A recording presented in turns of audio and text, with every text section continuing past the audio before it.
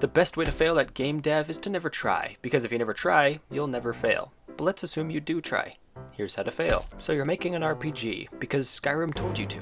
Everyone loves a good RPG, but we're going to make a bad one. First thing you need to do is provide a generic environment with bad world building. The more illogical you can make it, the better. Nothing in-depth or thoughtful. Who needs the roleplay part of role-playing games? Just focus on the game mechanics. Instead of making an RPG, just make a G and call it an RPG. Forget about how one of the core gameplay motivators in an RPG is the world itself and the options for story the world and its pieces can give a player. On the other hand, you could ignore making unique mechanics completely and instead spend hours and hours world building and writing lore that nobody cares about. Then give your game all the same generic mechanics that RPGs have had for the past 20 years, just reskinned with your epic story.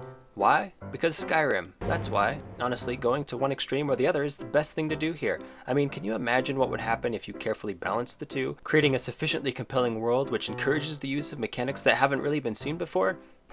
You might make something good if you did that. Another big part of RPGs is some sort of progression system. For this, it would be best to use generic XP points that are gained because, well, the game is running. I mean, why would you make a level up system in a role-playing game be something that encourages filling a role? That's stupid. You don't want players to enjoy progressing, perhaps by creatively tying leveling up to in-game accomplishments, hard-to-get items, or other progressive steps that encourage exploration and utilization of unique game mechanics in their chosen role.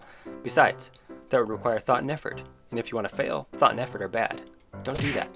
Instead, be sure to have the best way to level up be by increasing a nonsensical number, filling up a random progress bar that the player's character is somehow perhaps aware of. Remember, we're trying to fail here.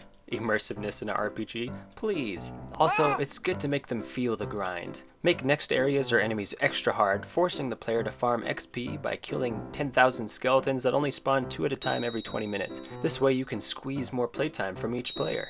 Then these hard-earned and lazily implemented numbers can be spent towards stats that give teeny tiny increases to speed, health, armor, or attack damage, but don't name these stats intuitively like agility and strength. Instead, bust out your thesaurus on everything so that your game can seem cool.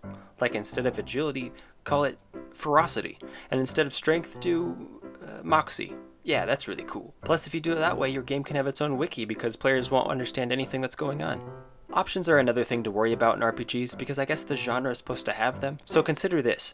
Any game where you play a role is technically role-playing, right? So don't give the player options that actually affect gameplay. It would be better to make it so that no matter what they chose to do in the world, the environment and story outcome should remain the same.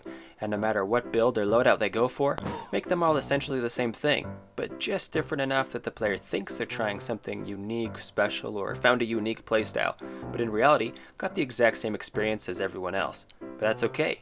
They won't know that until they've watched a few Let's Plays. And few people buy games based on seeing what other people are playing anyway, right? Crafting a system that provides unique, shareable experiences could cause people to wonder what kind of experience they might have, or what kind of strategy they might employ, or what kind of story might unfold. If you did that, people might be interested in playing your game, and possibly even playing it multiple times. And only a game dev who wants to be successful would do that. So instead, you should follow my instructions. And if you do, you are bound to succeed at failure. If you're still watching this, just so you know, the video is over. Nothing else is going to happen except for my outro, which I guess is happening right now. So thanks for watching and stuff, blah blah blah. If you got any ideas for future videos, please let me know, because I like those. I like ideas. Those are good. See you later.